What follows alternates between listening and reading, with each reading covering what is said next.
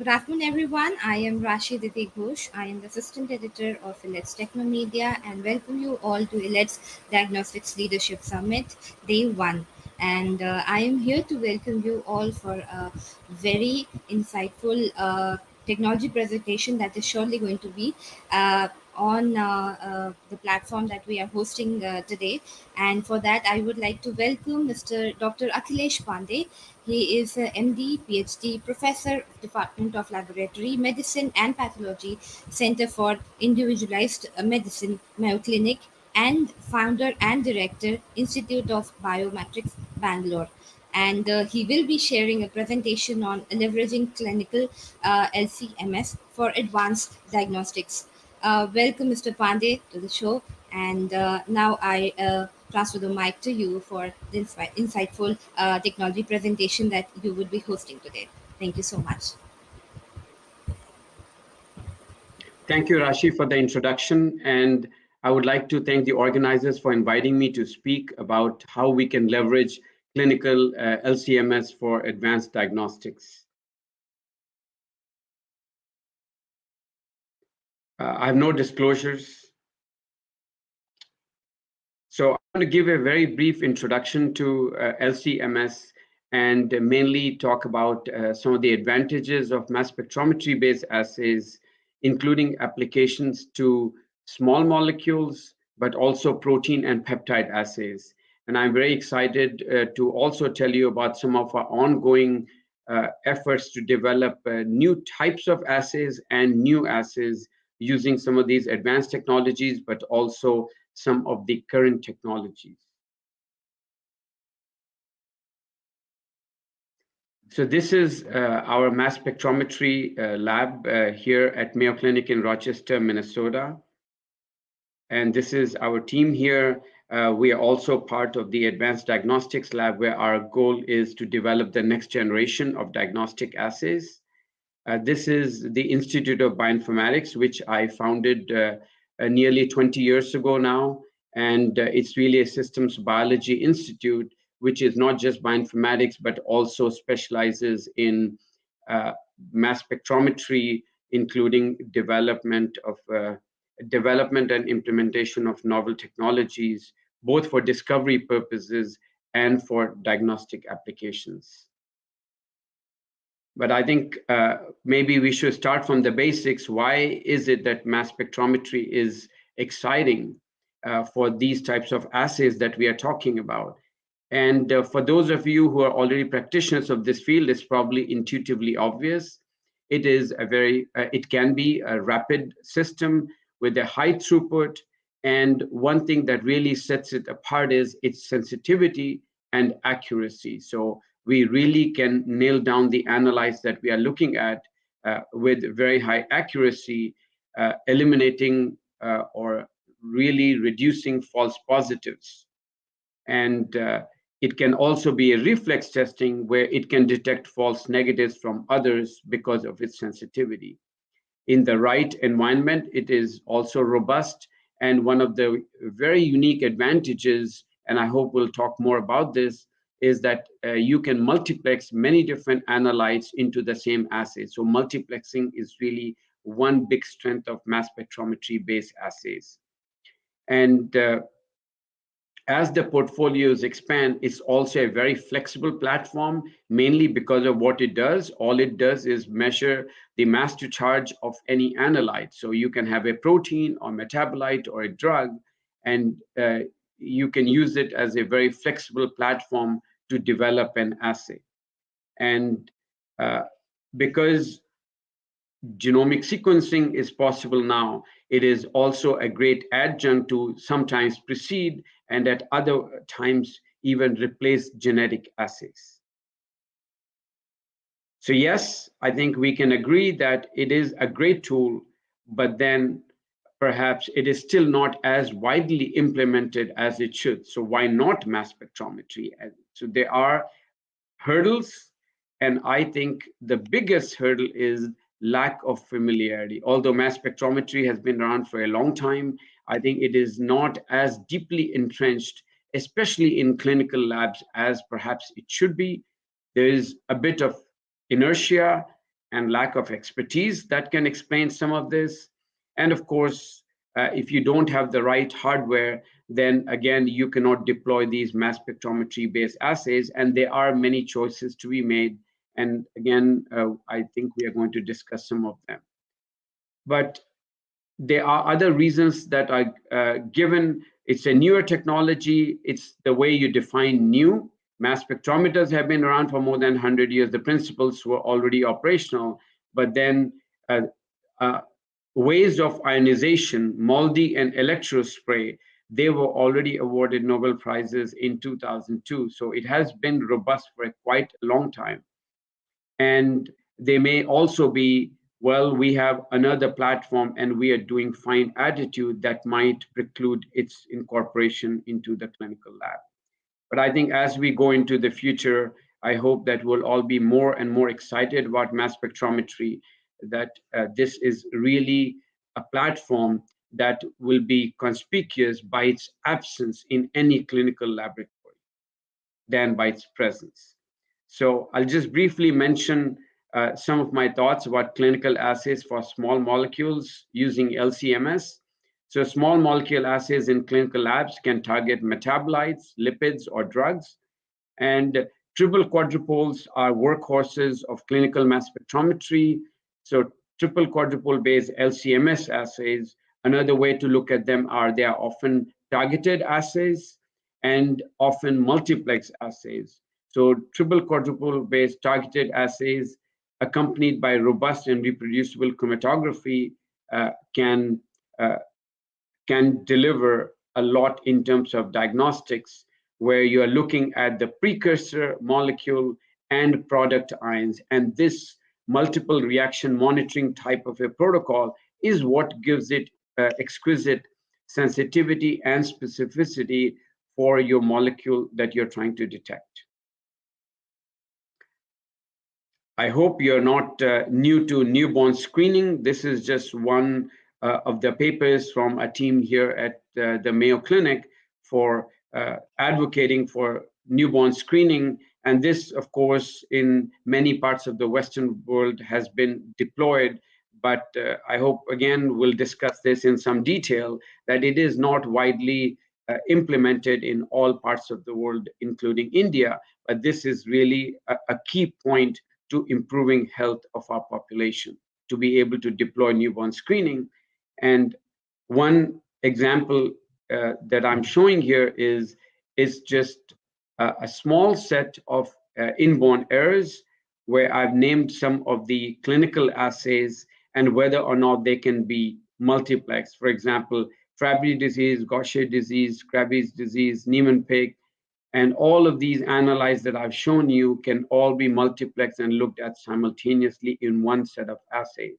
The same is true for amino acid disorders, organic acidemias, and some of the others where you're looking at individual ones, but any of these individual lipid species may also really be multiple species that you're looking at the same time, even though, for example, here we are going to call in X-linked adrenoleukodystrophy lysophosphatidylcholines. Note the cholines, it's a plural, there are many of them. So I'm showing you the biochemical pathway for the enzymatic defect in X-linked adrenoleukodystrophy. But at the end of it, what you want to be able to detect is increased levels of lysophosphatidylcholines along with elevation of long chain fatty acids. So the assay for this is a dried blood spot assay where HPLC can be coupled to a triple quadrupole mass spectrometer. And here there's a targeted analysis of 4 long chain lysophosphatidylcholine species. So these are the number of carbons in the chain, C20, C22, C24, and C26, along with a deuterated standard, which allows you to quantify. And based on this now, you can really see here what you're seeing are the peaks in a control case on the left, that's a healthy individual, and an abnormal measurements of C20, C22, C24, and C26 species. All of them are elevated, these lysophosphatidylcholines, and the deuterated standard is indicated, which is pretty much the same intensity in both. So again, it makes this type of a diagnosis pretty trivial, but of course you have to deploy the assay first. And many of you are probably aware of the move from immunoassays, especially for some of the vitamin Ds, to mass spectrometry-based assays. But again, uh, uh, LCMS-based methods for vitamin D, different types of vitamin Ds have now been in place in many labs around the world. I'll show you an example from our own lab where we started with high resolution mass spectrometers as part of our initial discovery studies. And then we moved over to uh, deploying. This is not fully deployed yet, but again, the data are so convincing and exciting, you can imagine that it can easily be done. And here, what I'm talking about is Barth syndrome, which is a multi-system disorder with a mutation in the tafazin gene. And you can see here, it is essentially a disorder of cardiolipin biosynthesis, where if you have a mutation in tafazin gene, which is involved in remodeling, what you on the right side here, you see a fully remodeled cardiolipin, and any mutation causes an increase of these species which lack one of these fatty acid chains, and they are called monolysocardiolipins or MLCLs. So when you have a mutation, you have an elevation in these monolysocardiolipins, which go on to produce the fully remodeled cardiolipin species with the 4 fatty acid chains. So when we began these, we are using a high resolution Orbitrap IDX mass spectrometer for accurate identification of these complex cardiolipins and cardiolipins. And here I'm showing you in the middle a chromatogram where these two asterisks, they show you where the monolysocardiolipins, there are many different fatty acid chains that are marked in red that are seen, and on the right where cardiolipin elutes. So you can see diverse species of monolysocardiolipins and cardiolipins. So they are truly diverse. And I think because we knew about the diversity, and our goal was to develop a clinical assay, our first series of experiments, and this is now published, was to see if we can easily detect them. And yes, we can. But now here the key in the diagnosis is the moment you start to convert the intensities into ratios of the monolysocardiolipin species to the mature form, the fully remodeled cardiolipin species, you can diagnose. So the Barth syndrome cases and differentiating them from controls is like night and day. You can see the y-axis, the scale. So these are individual patients samples with Barth syndrome versus controls, and the control is really near the baseline. So yes, this can be done on these high resolution instruments. We set out then to develop a targeted assay for the top 10 cardiolipin and monolysocardiolipin species. And again, you can see the control at the top, healthy individual that is, and a patient with Barth syndrome. What we have gone on to develop is a targeted MRM assay for these monolysocardiolipin species, and I'm showing you illustrated chromatograms and the difference in intensity for each one of the monolysocardiolipin species that is shown on the left. So for the first one, with 16.1 and 18.1 monolysocardiolipin, that's 30 times more intense than in controls. And another species is 70 times more intense, and so on.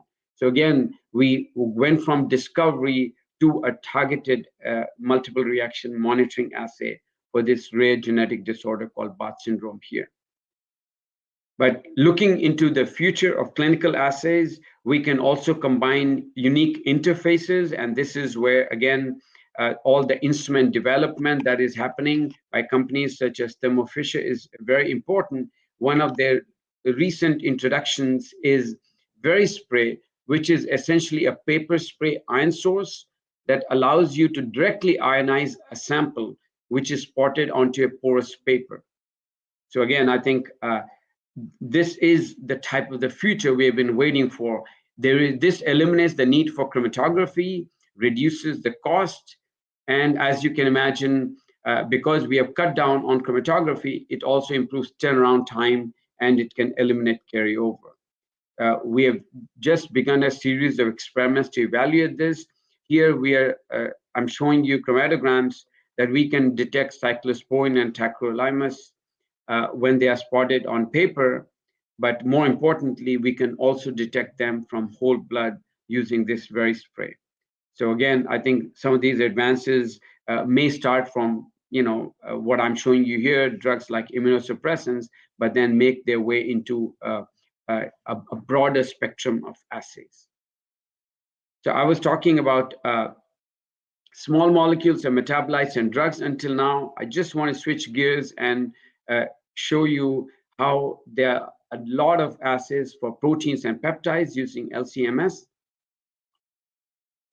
And some of the currently available protein or peptide-based clinical assays are listed here, ranging from alpha-1 antitrypsin, thyroglobulin, and transferrin, to others like antibodies, infliximab, which is an anti-TNF antibody, and biosimilars, which are pretty much that, IGF-1, and highly specialized assays such as looking for amyloid proteins by combining laser capture microdissection with high-resolution mass spectrometry.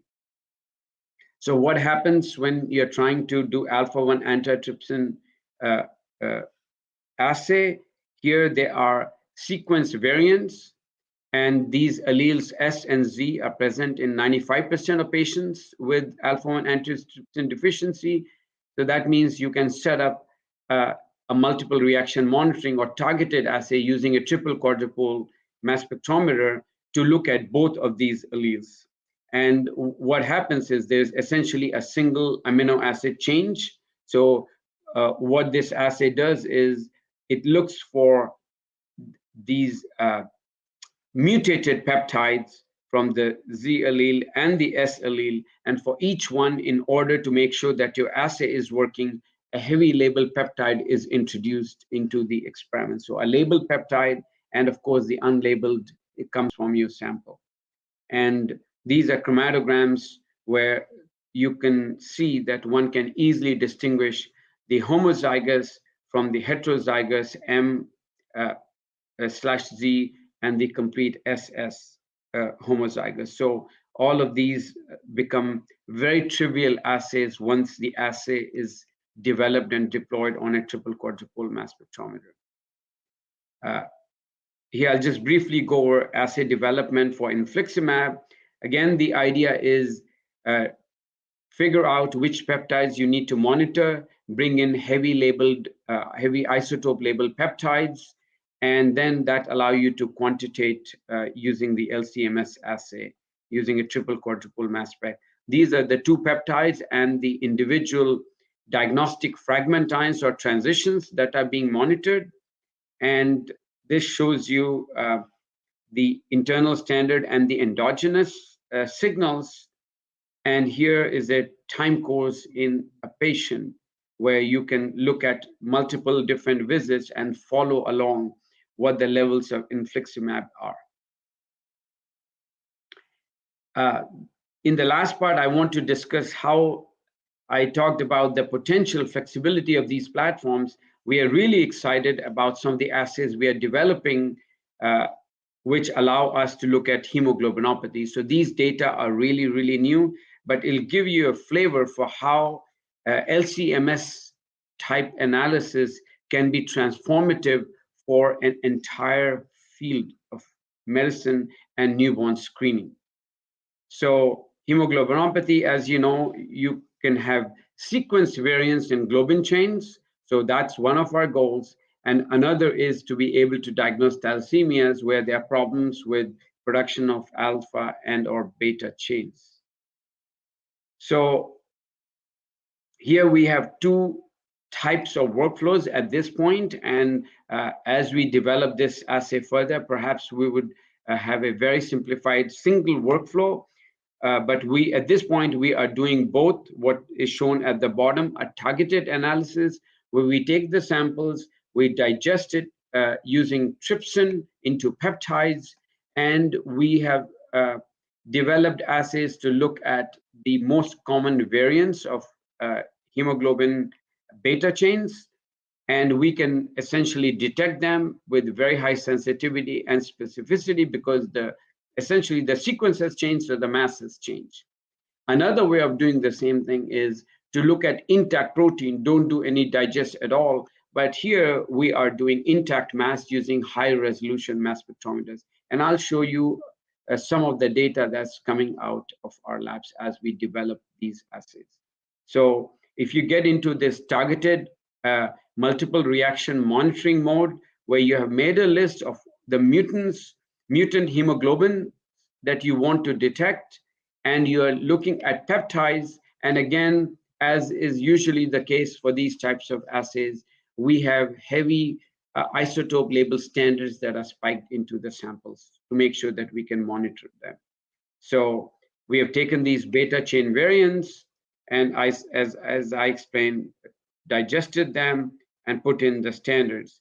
And we are monitoring both the normal sequences and the abnormal sequences at the peptide level. And we have done this for normal samples and also a set of test samples. I'm just showing you some of the sequence changes that we are talking about. For example, I've marked there in blue HBS, where glutamic acid E changes to valine. So that's a single amino acid chain that many of you probably know that converts normal hemoglobin into sickle hemoglobin. And of course, in individuals, you can have this defect in one copy or two copies. One copy is called a trait, two copies is called HBS or sickle cell disease. And hemoglobin C, the same amino acid now changes to a K or a lysine. HBE, again, glutamic acid, E changes to a lysine, and HBD, Punjab, glutamic acid in a different location now changes into glutamine, Q. So these are the sequences that we initially set out to monitor. And what is shown here at the top is that in this particular chromatogram, we can see that the native peptide, whose mass is 476.758, that's a doubly charged species. And we can see the variant peptide for hemoglobin S, which is different in mass, 461.771. So in a short chromatographic time scale, we can, when we fragment them in other experiments, what is shown here is fragmentation data that establishes that we are looking at a peptide of a different mass, and fragmentation shows us the sequence, that this is really the variant peptide from HBS. But I think this is telling that when we do this in a targeted fashion for HBD trait, hemoglobin S trait and disease, hemoglobin E, HBC, we can detect based on whether we are seeing only the mutated peptide or the reference or the normal sequence or both. So you can imagine we just developed an assay where we are looking at the peptides and we don't need to do any genomics. We can tell because of what we detect what the genome must encode, because we are looking at the protein product of the genome. So we can detect and call it as homozygous and heterozygous, but we have done 0 experiments with the DNA itself here. So the assay seems to be working. And this is actual data. So I'm showing you here the normal native peptide in this case, and HBC trait, where you can see signals from both the native peptide and the variant peptide. And then HBS trait, where you can, again, that's the normal peptide that's monitored, and you see both the variant peptide and the native peptide. And finally, on the right side, what you see is, again, in HBS disease, you can see only the variant peptide and the native peptide is not observed. So that's basically, we get data that look like this that allows to conclude whether or not we have homozygous or heterozygous, which is the HBS trait or HBS disease. And you can say this for any of the other variance. So all this was developed on blood samples. Uh, what we can also do is we can take dried blood spots. I'm not showing you data that it is possible to do essentially the same thing using dried blood spots. So again, a lot of advances have been made, and we started working on it only a short while ago. What you can also do is you can use higher resolution mass spectrometers, and you can say now we were doing what is conventionally called bottom up analysis because we are looking at peptides and we have a targeted assay. Another way to do this could be when you're not doing the digest but looking at the intact globin chain masses. And these are the masses that are lifted. So they're nearly 15,000 Daltons, and you can take the samples and use the high resolving power of the mass spectrometer, of the high resolution mass spectrometers, to be able to tell what they are. The actual chromatogram looks like the one at the top. The top panel shows the the the complex chromatogram that is generated, but because it can be deconvoluted into what species it represents. So that's the isotopic distribution. And at the bottom, I'm showing you this is a normal sample where we can see the alpha and the beta chains quite easily. And again, all of this is in flight. It is still evolving in our labs. But the exciting part is that we can, when we look at HBS variant, this is sickle cell disease, so it's homozygous. We see the alpha, we don't see the beta, we see the HBS variant. And you might ask what happens when you're heterozygous? Well, as expected, now you see the alpha chain, you see some of the beta chain, and you see the HBS. And because there is, I just mentioned this, there is a mass difference between these chains, we can now resolve them. So this is another way of looking at the same hemoglobin chain disorders. And we are very happy to collaborate with some of you on this call to try to get samples, to try to test drive some more, to basically show the power of this technology. And I think it'll be a great thing if it can be deployed in the very near future. So in summary, I hope we all agree that targeted mass spectrometry-based assays, they offer a unique opportunity to both develop and deploy highly multiplex assays in the clinical diagnostic lab. And the big advantage here is that this methodology offers high sensitivity and accuracy over pretty much most other methods. And the currently available generations of mass spectrometers, such as TSQ Altis, which is a triple quadrupole mass spectrometer, they're already very robust and reliable for a variety of clinical assays. Thank you.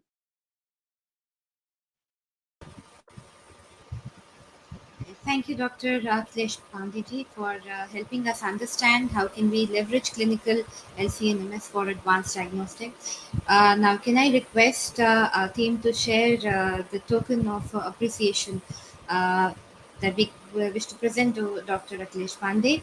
Thank you so much for attending the Diagnostics Leadership Summit and sharing an insightful presentation on leveraging clinical SEMS for advanced diagnostics. Thank you for your time, Dr. Akhilesh Pandey, and namaskar. Heading over to the next session. Thank you.